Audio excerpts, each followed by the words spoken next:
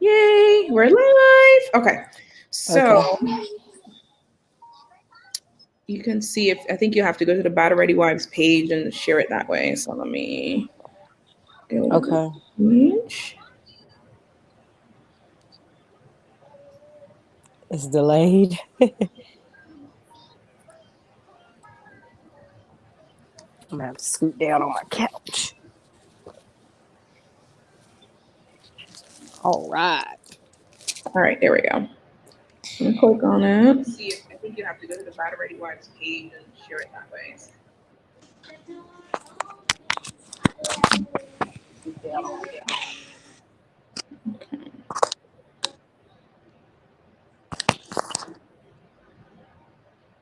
Yep, it's letting you share it. I don't want it as a post. Like, how you to create a watch party? Like, why are you making it so difficult? Facebook. Sorry, guys. So we'll just wait a couple of minutes just to see who can hop on with us. Alrighty.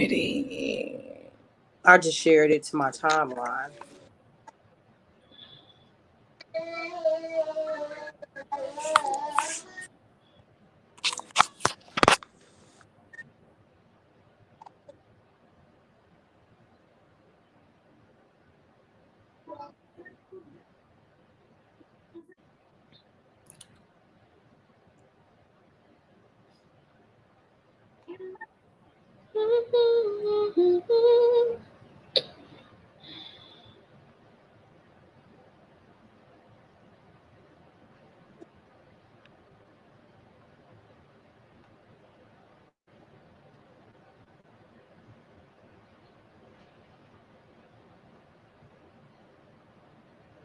My phone was dying, so I had to pick it up.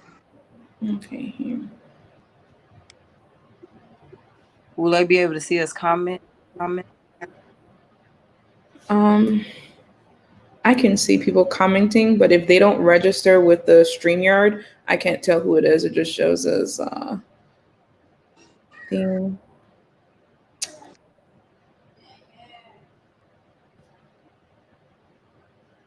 Share to group.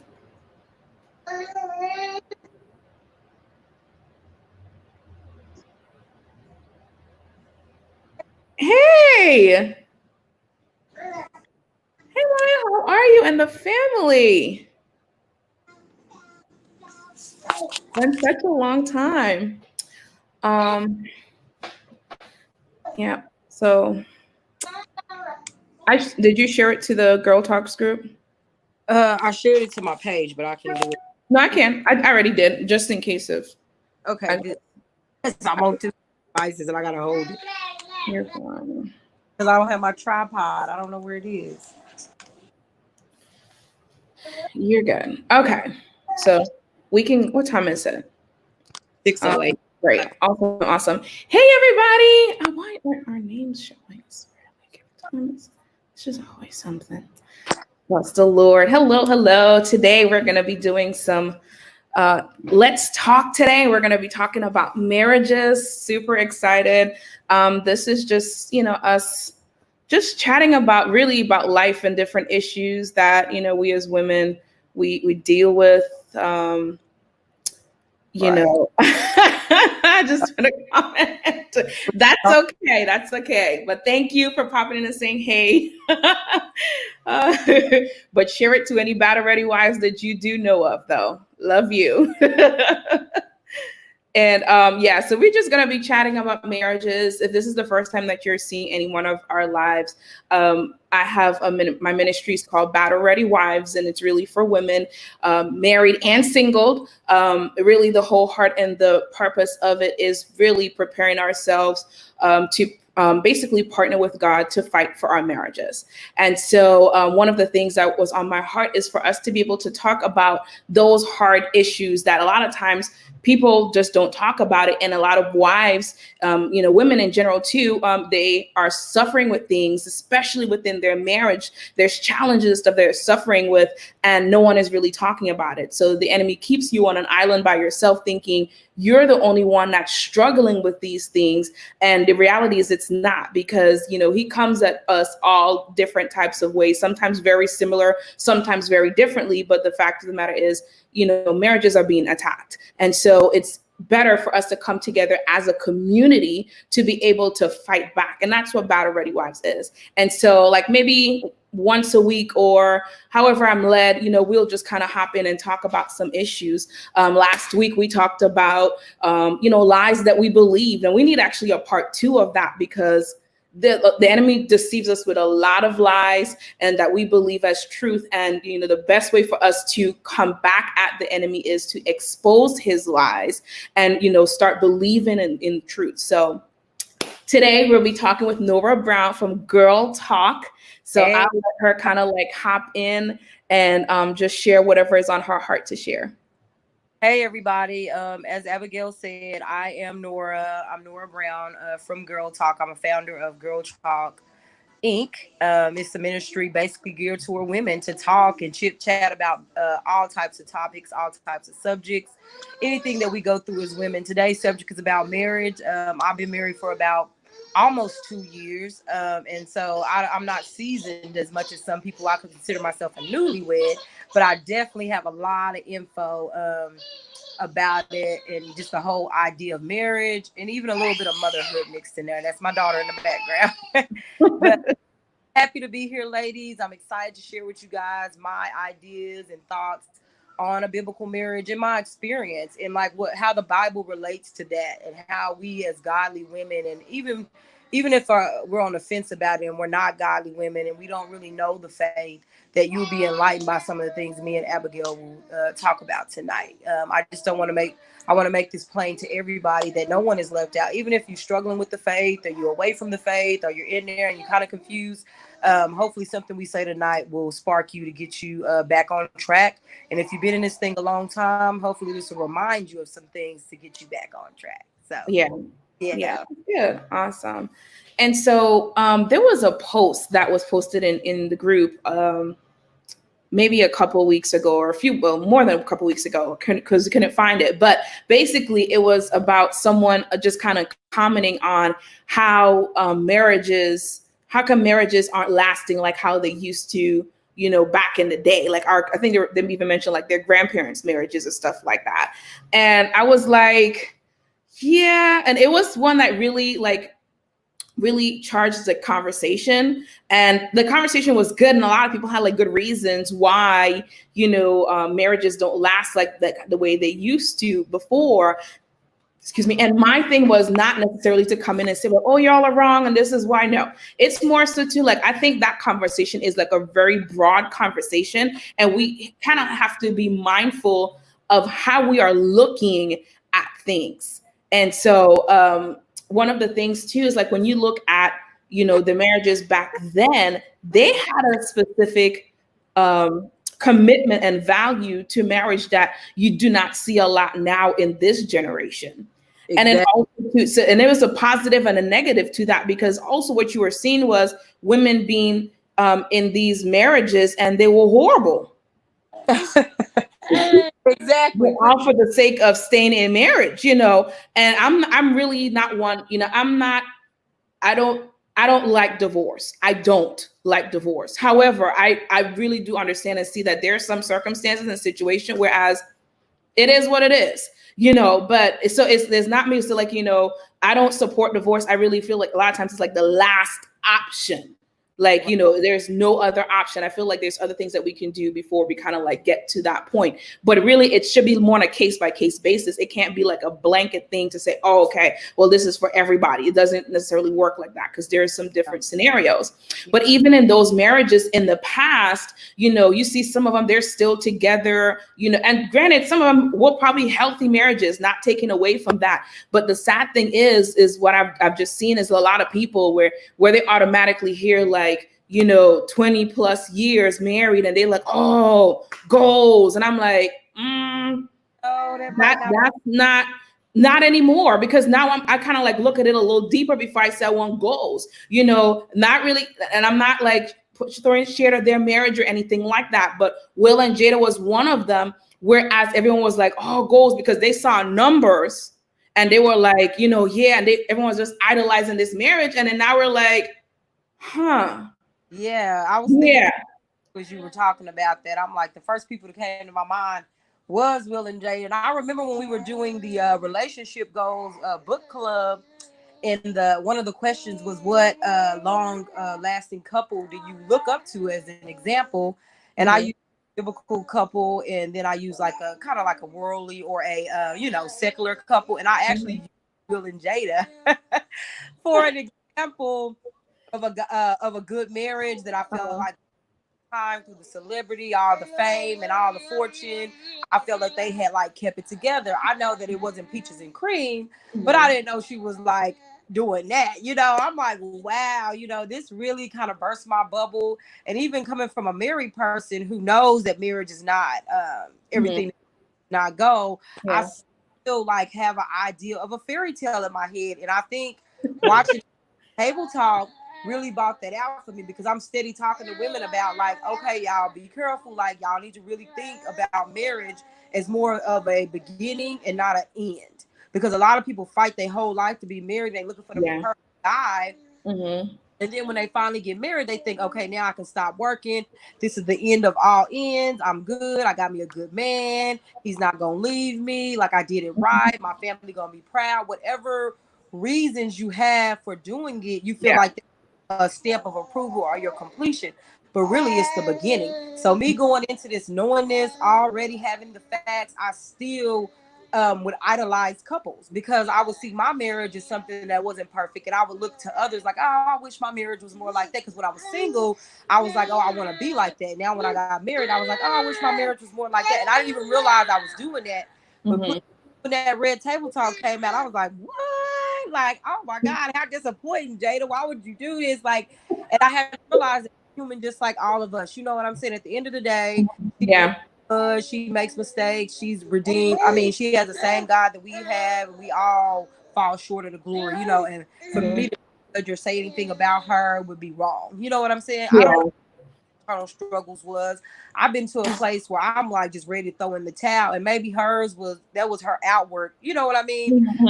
Yeah. Don't physically cheat. Sometimes mentally we shut down. We check out. You know what I mean? Just because we physically in a marriage, don't mean our heart is in it at all. Going into my second year of marriage, I've been in that place early on in the marriage where I just had to check out, because I just could not deal with the things that was happening to me in my marriage, because it was so disappointing, because I had this Cinderella idea. You know what I'm saying? Expectations, yes, ma'am. Yeah, because that's all they talk about in like we were saying in Bible school, this, and that. And then when you get in there, it's like, okay, this man is crazy. I don't like it here. Like, what? And so that's kind of my thoughts on that situation. But I feel like we should give her grace, because I mean, if we was in that situation, we would want it extended to us. Right. Now, for me, my perspective from bringing it up is not so much to point like, oh, what she did is wrong. I don't know the whole story. I only see I didn't even watch the Red Talk. I just saw the little memes and stuff. And like, what's entanglement? Like, I would be late to find out, right? What's entanglement? But for me, it's more so because, again, no shade on them, because I'm not in position to be pointing fingers at anyone or whatever, or I'm not. But my whole thing is like, you see, like kind of like you say, you idolized and you saw their marriage and you was like, yeah, so for me, my whole thing is like, seeing the point is, this is a perfect example how we need to be mindful of when we looking at marriages, even, whatever, even godly marriages, because those two, they be, because what we see on social media is highlight reels. Exactly. And so, and you're right, marriages do have, it's not easy, it's not perfect, but it's well worth it. So, but a lot of times we kind of idolize and we see things in marriage. It's like, oh, I want that. And really, other couples really shouldn't be a goal. Right. When you think about it, because you don't know, you don't know what they're going through. You don't know what they're putting up with, what they're not. And clearly, like perfect example, all you guys seen is like when they posting each other look like, they together, and then this stuff is happening. Not saying that everyone's marriage is perfect and nothing happens, but it's like, you didn't know it was like that. But that was an example to say, even like back in the past, those marriages, they've been together like 20, 30 years. And some of them, they really just went through the trials of life. and they learned how to grow and it got better. But a lot of times it's not the case because they be toxic. Nobody is talking about that because, because they married 10, 15, 20, 30 years. But the relationship is very, very toxic. That's not good. That's not God's ideal for marriage. And so, like, wanting to like just talk about that, and again, not to be pointing fingers and put people down, but it's like, the goal in marriage really should be to bring God glory. Is my marriage bringing God glory? And then how can we get to that point? Not necessarily to look good for everyone else, but how can God get glory out of my marriage? Because believe it or not, God has purpose for our marriages. Exactly. Yeah. I really agree with what you said about the purpose of a marriage, because I think so many people get married for the wrong reasons that you get so lost in like all the fanfare of it, like the wedding and like the fun stuff that people, I mean, the good things that people will say about you.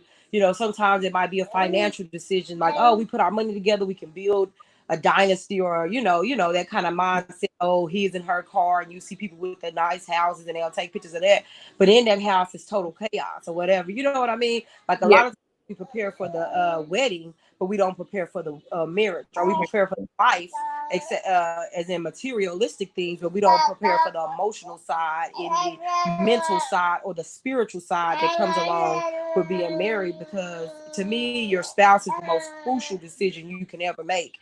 But yet we so careless when we make it. When it's a car or it comes to a credit card, we go through so many things. I want you to run my credit. Oh, I got to do this to keep my score, and different things like that. But when you're marrying somebody, you just like, oh, whoever give me a ring, he did. Oh, he gave me a ring. Just because somebody give you a ring doesn't mean that they're a good person and that's the one for you. Like, we got to stop being caught up in materialistic ideas of marriage and realize this person is someone you got to build a home with. You got to raise children with. You got to make life decision with. That's the person who's going to be the one to tell people whether or not to resuscitate you or not. When you like that, like, do you want that man to be trustworthy? I mean, people literally don't even trust their spouses, yet they go to sleep with them every night.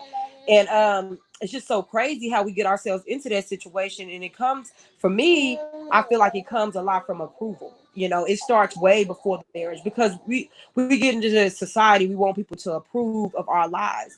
And I know that marriage is a goal for so many women. You know what I mean? I don't know if that's everywhere, but growing up in my circles, marriage was like the goal. Like, that was better than a car. That was better than getting a house. If I got married, I'm it. You know what I'm saying? Like, it was crazy that I was actually in that mind frame until I got married. Now I'm just like, no, not like in a bad way, but I'm saying, no, get it off a pedestal, get that off of your life goal, or like your all in all. Not saying that it can't be a goal, but I'm saying, like, don't think that just because that happened that you arrived, because you have not, sis. It's a rude awakening. You have not arrived, and we talked a little bit about that with our dating yesterday, when we were talking about when you're in that dating relationship, to be very careful, because we're talking about, like, you already put the ring on it, you made a commitment, and you are already here. So in order to prevent all the stuff that we're talking about, you need to be careful of the dating part. Right. But anyway, I'm probably talking too much. But no, you're not, girl. You're good. We're here to talk. It's very near and dear to my heart, this topic that we're talking about tonight, because I feel like women fall victim to it so much. Because we are incubators. Like, men, like, if they break up with you, they'll be with somebody in the next. You can die, literally be a widow to a man. He'll be with a new wife in a year or so and got your kids with a whole nother mama. You know what I'm saying? But as women, we incubate. Like, we really take that in. Like, it'll destroy us. You know what I'm saying? Like, we really get it. I'm not saying that men don't, but obviously we the babies, we build the home, and when that's ripped away from us, it's so much more detrimental. And I feel like when you're with the wrong man, you literally can destroy your life. And that is why who you date is so important. Who you marry is important, because if you don't do this right, you can literally like deter your destiny. I know God will get the glory out of any and every situation, but you don't hell to it. You get what I'm saying? Right. Look at all you can avoid. You can go to a straight lane instead of going over mountains, valleys, and hills. to get to where God wants you to be. But a lot of us take the hilly route. A lot of us take the mountains because we don't learn our lesson. Well, the good thing is, even in those routes, like God is still there with us, and He really brings like glory out of it, you know. And that's a good thing. And you know, it's funny that you say that. Honestly, I don't always think that it's a straight road. I think that, you know, as much as we would like it to be like that, it's actually not. And, you know, I think some things don't necessarily have to be, hey, as bad as it can be. But as far as like the roads, now that's some stuff, because I remember just kind of thinking from when I felt like, you know, someone came and prophesied to me about, you know, my husband coming, and here he is, and I just thought like, okay, we Gucci, he here, we ready to go. You know, and when everything fell apart, I was like, well, hold on, like what about this prophecy and everything? But I just kind of like, when I got to a place where I was like, you know what, I'm thankful. I'm thankful for the pain. I'm thankful for all of it, because, you know, I think the woman that I am now, I'm so thankful for her. And when I looked at the journey, I was like, Abigail, really, why did you think it was just going to be that easy? Right. You have an enemy. And that's what's so important. Like, not like, oh, you got somebody out to get you, be afraid. No, you need to be on guard. If you know something, if somebody's trying to steal something that belongs to you, something that you value, are you going to just lay back and just allow it to happen? Or are you going to just put up some precautions, be like, not my home, you not coming in. You start closing doors, you locking doors. And that's, you know, that's why my heart is so passionate about marriages, because what I see now is a lot of people, a lot of marriages are being attacked like different ways, minor, major. And a lot of us were just kind of laying back, like, you know, just letting the enemy have their way in our marriages. And this is not just for married women. If you're listening, you're single, that includes you as well. You sitting there trying to wonder why, but taking your bow so long to so long to come. Well, there's an enemy out there who do not want you to meet, because there is a purpose for your marriage. Think of it that way. That's why it's my heart to like share and talk about these things, because we're going to be exposing lies. We're going to be debunking all of these different things, and we're going to start partnering with God to bring glory to our marriages. I really do believe in this hour, God is really wanting to do things in marriages. He's bringing people together, and he's restoring those marriages that right now are just not at its best, not reflecting God, God's glory to its best. And even for those who right now your marriage is golden and it's, you know, it is glorifying God, it can get to another place. It's like glory to glory to glory. There's always another level. And so we never want to get complacent in whatever stage in life we're in, because God is taking us from glory to glory to glory. Yeah, I totally agree. And what you said, you know, about getting stuck and thinking like, oh, you know, this is it, because, and not taking care or doing maintenance on the relationship you had. I guess that's what along those lines. And people think, oh, because it's not a marriage relationship that I don't need to do any maintenance. But your friendships and your dating relationships are also equally as important, because you need to be picking people in your life that mean something, like dating with a purpose. I know a lot of people hadn't heard that, or you know, like that purposeful godly dating is going to lead you to a godly man. But and I also was going to say that even when you with a godly man, you still have trials. I think that's what I kind of really wanted to hit on, because I said something about the straight line. Well, even when you get a man that walks the straight and narrow, and he's a man of God, and he still got problems too. He might leave this toilet seat up, or leave his socks all around the house, or don't want to get the kids when you want him to get the kids. You know, you don't man a guy that you longing for, you know, or whatever. You see somebody else's husband, you think, oh, he the perfect guy. Nah, that man probably ain't nothing when it comes to that other kind of stuff. They preach fire down at the church, but go home and leave his plate on the table, or don't want to help around the house. Like, everybody got issues, because we're human at the end of the day. And just your expectations and your thoughts on marriage, I think, is what discouraged people so much. I said two different subjects on that, but I just really wanted to clarify what I was saying when I met the find a straight narrow guy. Straight narrow guy to me is kind of like one who ain't like abuser or doing anything drastic. You know what I'm saying? The ones that are they're not putting their hands on you. They have a job. They kind of like look good on paper, but then you get them home and it's like, oh Lord, you know, you still goofy. still got, you know what I'm saying? I mean, and we ain't even touched the surface of the ones who ain't good on paper, the ones who put their hands on you, or the ones that don't want to work a job, the ones that ain't even thinking about opening up a Bible. Because as women, we got to the place we're gonna go back to the group one more time, because someone just posted that some people will put up with any and everything to be in love, right? So let's go back to that subject. So like, as we put up with so much to go home and say, oh, this man loved me, or this man, I got somebody, you know, I have somebody to post or take pictures with, or go out on a date with, or to front with, basically. And you will put up with hell to try to be with those people. And to me, that's just so like that is to me the worst, you know. Like I have a partial heart to women in those types of situations. And I used to have a judgmental heart to that, toward those people, because it used to be like, idiot, don't you see? You need to leave the bags, girl. Doug, break up with them. Like, it is not that easy, because we have so connected. Like, you know, be under a spell almost, you know, because the enemy likes you right there. He likes you in those defeated, lost, hopeless type situations, and he will play on that. Like, he will kick you when you down. You know what I'm saying? And that's what he lives in those areas. He incubates there. That's where he can blossom and grow, is when you in those toxic, dead type of relationships. Yeah. Mm-hmm. Yeah, that's good, because I mean, and again, there's good dialogue, just because those things that people don't really talk about, and that's why I want to talk about them, to help set some people free, just to expose some of those things. And honestly, even like with us talking about, it's not necessarily trying to bash you if you are in a particular situation that's similar. It's just really helping you to see the light. And so it's not, you know, coming from a place of judgment or anything like that, because, you know, and I felt like, I like to call myself a recovering Pharisee, because for me it's black or white. Either it's in the Bible or it's not. You know, it's like no. But God really had to show me and teach me to have, you know, like grace towards people, and just really help me look at things from like a different perspective. You know, but a lot of times it's just being able to talk about these things and help people, because some people legitimately don't know. And it hurts my heart that even an individual, like in a situation like you're talking about, that they literally think like that's okay, that's the best. And I have to be like, girl, you know better? No, they probably don't. And that's the thing. It's so hurtful to really think about, like, my God, there are people walking around actually thinking that's okay, because that's all they knew.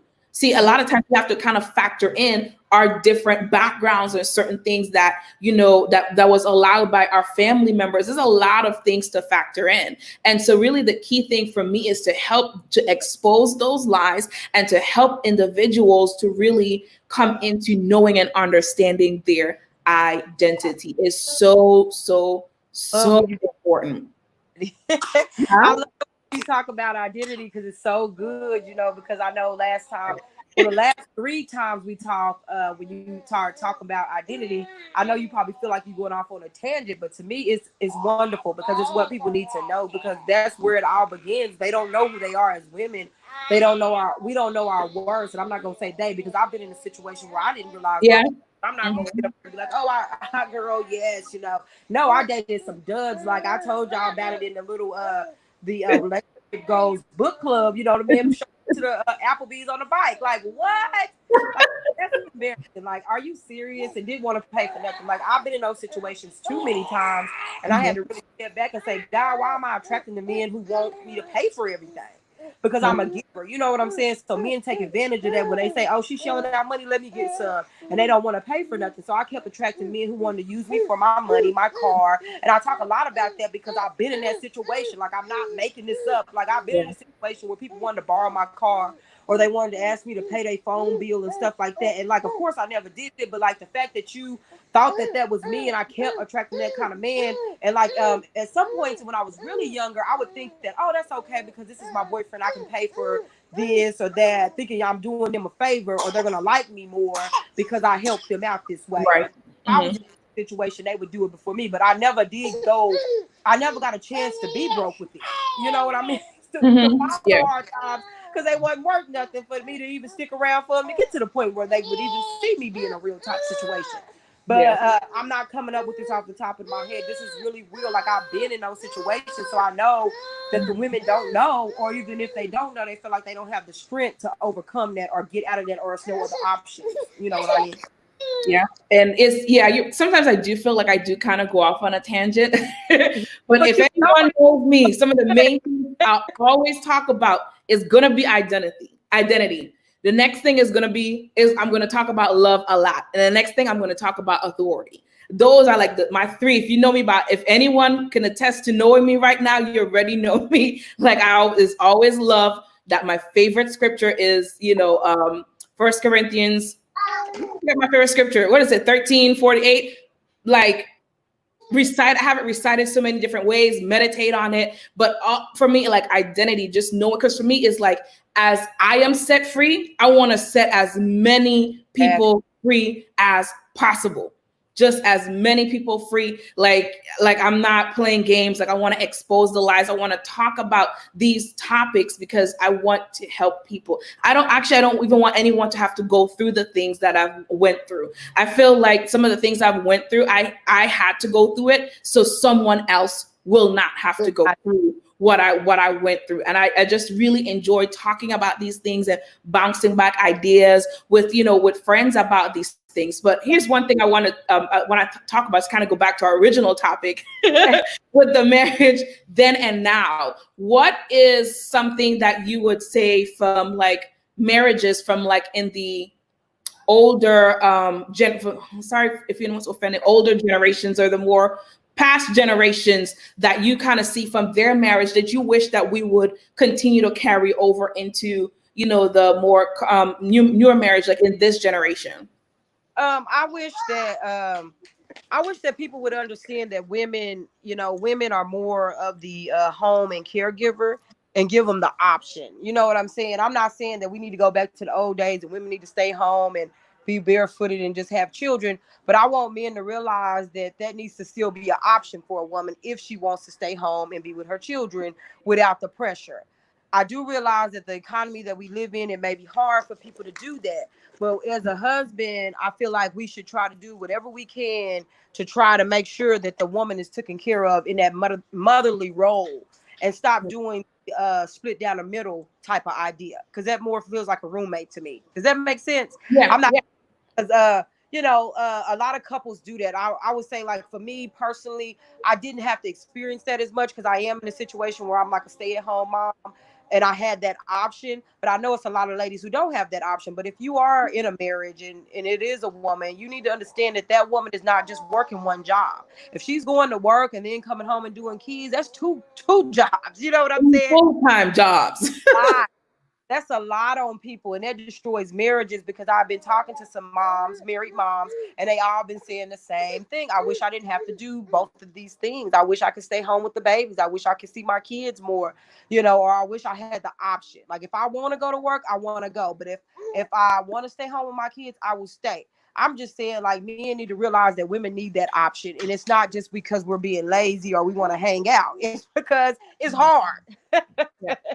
You know what I mean? So that's one thing for sure I wish we could do, like the older go back to just dating, go back to chivalry, where the man held the door and honored the woman, where they pulled out the chair and threw the coat over the shoulders and just really respected the woman. Do you know what I mean? Like, we really upheld our women as like not necessarily like a queen, like, I know we queens, but kind of like more of a like fragile piece of our society, like an important, critical part of our society. Like, we realize, like, I know that women didn't have a right to vote, so it was some suppression there as well. But on the flip side, men took care of their women, though. You know what I mean? Yeah. So, and I'm not saying all.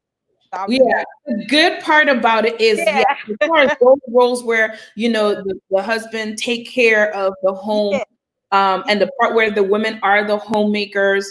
I think there's some things that we can take out of it that works, and some stuff is like that didn't work. Like, how, like, let it be an option, but understanding that really it's the husband's position to really take care of the family. The Yeah, wife like, help as far as, bringing in income different ways. But as far as, just feeling like the only thing that she has to do is stay home and take care of the kids, I definitely don't agree with that. But I've always had the heart of desire to be a homemaker, to stay home, take care of my kids, make sure, the home is taken care of. Not saying that I can't do anything else. I just have that desire. I never really had a desire to necessarily like, have my own company or like move up the ladder. And not saying that there's anything wrong with that. But I think those traditional kind of like conservative values or traditional values of marriage, that's the part that I actually like. And I wish that we can carry over. And I think we're seeing a little bit more of that now, whereas we're getting a better balance of that in some marriage. I think we still got a long ways to go with some people because they were just looking at how, grandma and granddad did it and say like, okay, well, they were still together, but he was talking down to her. He was treated this way. He had several kids outside. Like, no, they've been married 30 years, but how many outside kids he got? Like that. Is that type of stuff like I want to talk about? Like, is that what you want out of the no? And that's not God's best for our marriages. It may have worked for them. That's not gonna work for me. I'm sorry. And so those type of things, like when we look at it against it, like, okay, they've been married X, Y amount of time, and a whole bunch of stuff is going on. Now, also, even with those marriages that have been together for such a long time, they have been able to weather through some of those different storms and stuff and have come to a place whereas, it has gotten better and the relationship has gotten healthy over time. Because a lot of times, it really does take time for the marriage to grow healthy. But what I would like to see in our marriages now is let it not have to take a decade or so before he start getting some sense or before she start getting some sense and we start really treating this marriage like, it's supposed to be. Like for me, I think one thing I would bring over is honor, really honoring each other. As far as honoring the husband and honor and respect our husbands and vice versa for the husband really to honor and respect and also love his wife, because that's going to look differently because we're different. So love, like we have to honor and respect our husbands and they need to love us. That's how the Bible basically just clearly put it out there because we have different needs. And so even kind of like learning that, see, these are the things that no one really talks about like that. Or if it's talked about, it's in a small part of the church, or even just across the board. I felt like y'all always talking about wives and how we need to be Proverbs 31. We need to learn how to cook. We need to learn how to do this. And is y'all going to talk to these men? Like, I'm sorry. Like, is somebody going to tell them something? Because here we are trying to be our best, killing ourselves being Proverbs 31. And they just over here just like, you got to submit to what? To what? To what are we submitting to? Submission. Oh, good. I like that. And I really did you see that thing that Fantasia did about submission to her husband or whatever? Mm-hmm. Yeah, it was really good because she was talking about basically how women need someone to submit to, and until find somebody who they can lay down their feminine side. I mean, the masculine side or masculine things about themselves that care, that take charge. I can run it. This is my show. And another one of my friends, we was over here talking about equality in the Black community, and we were talking about as Black women, that is a slave mentality to want to run the show. That independent, strong Black women type of idea where you got to run the show because the male is taking out the home. Like that's been happening since slavery, right? So now we in the 21st, 22nd century. What are we in? Sorry. We current now. And we got the same thought process that we can do it without you. We don't need a man. You know what I'm saying? My mom have a man, her mama didn't have a man. We just gonna get this thing done. I'm not saying that all Black women is in that category, but it's a lot of Black women. It's a large, yeah. Right, single moms. They in single mom relationship. Their mom was single, their mom was single, and now we just wanted to have this take charge, I'm gonna get it done attitude. And until we meet a man that will make us feel safe enough to lay that down, then we're going to continue to be that strong, independent Black woman, or even like it can go for all races, not just us as a woman, because I know it's other races who have, a high statistic. It's just the world really right now has a very high statistic of single parent homes. And it's not just in the Black community, even though that statistic is pushed to the media. I think it's across the board. So you'll see all type of women in this role where they have to get it done. They in that super mom, super, super caregiver type mode. And we want somebody in our life to come along that gives us enough security to where we can say, okay, I can finally chill. I can finally relax. You know what I'm saying? Because Yeah. for dying. It's causing heart attacks. It's causing strokes. We under all type of stress. We trying to find a way to relieve ourselves. We drinking wine. We're going out. We're doing whatever we can. I'm talking about outside the spiritual. And if we spiritual, we on our knees. We praying. We bothering God 24/7 because we're just tired. We're frustrated. Looking for someone to take over the reins because this is not the role that God created us to be in, right? Yeah. And so when we meet a man that's strong enough to cause us to want to lay down that masculinity, we love that. We like that. And so many men think, oh, she manly, I don't want to do nothing. No, we want you to step up to the plate. And that's where it comes with what you talked about. What are the preachers saying to the men? Because we need y'all to go talk to your boys because they out here. Right. You know what I'm saying? I need you to conversate with the deacons, and the deacons need to conversate with the youth or whoever, however y'all program go. I don't know what y'all do with the men's conference, but y'all ain't doing something right because we're not getting a good quality of mix over here. The single women is telling me, I know for sure we're getting a terrible mix of men now, guys. We need to do a lot more talking in the churches. We need to do a lot better in these conferences. I don't know what y'all talking about when y'all pay them $65 tickets, but it's not working. You know what I mean? I'm like, come on, we need a little bit more from the men, folks, because y'all are not causing us to let go of that masculinity. We want to still be manly. Like, we want to take our own trash out. Like, we don't feel safe with y'all. You know what I'm saying? I don't trust that you're gonna help me with my life or rear these children or pay these bills. Are you gonna step up to the plate and be the man that God called you to be in the head of this household? Can I submit to you? You know what I'm saying? So I know I went on a rant, but it's real, Yeah, no, it is. And I think too, like, I think people just probably some of the church will have some responsibility too of how basically they taught what submission is, and it's you submitting to the mission.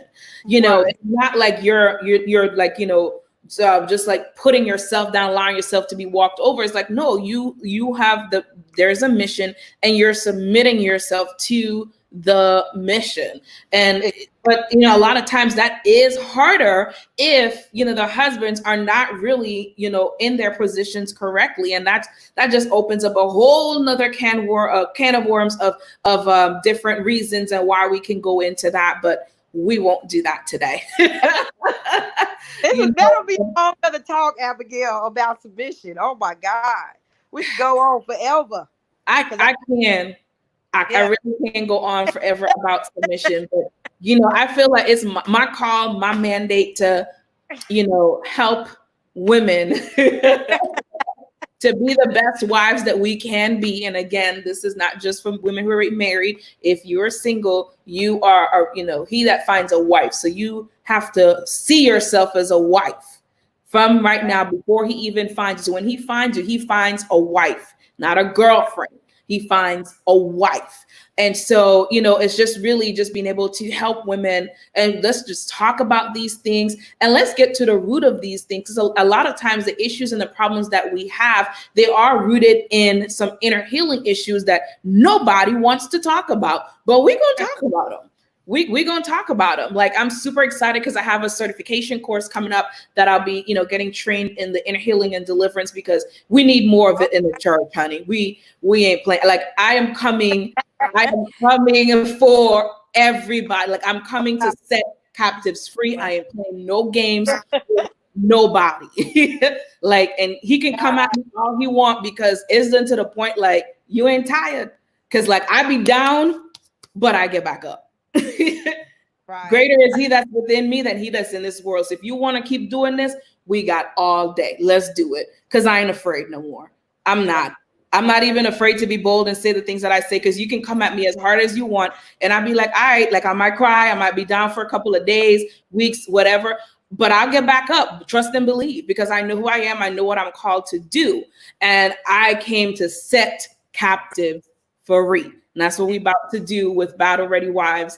And so thank you so much. I don't want to keep it too long, because if the video is too long, nobody like to watch them. So I'm doing my best to I'm just glad that you invited me. I'm all down for it. I think what you're doing is awesome, and keep doing what you're doing. It's great. It's helped me so much, even in the beginning. I mean, back in February or March, I think, or I don't know if it was March or April. I know we was just now going into the pandemic, and Yeah. and I contact you. I don't remember how we hooked up, but you were telling me you had Battle Ready Wires, and I'm like, let's go. I need to hear it.